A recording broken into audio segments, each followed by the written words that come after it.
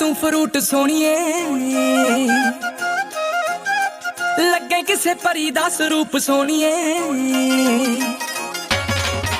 हो डैलस दा जापे तू फ्रूट सोनिए नी लगे किसे परी दा स्वरूप सोनिए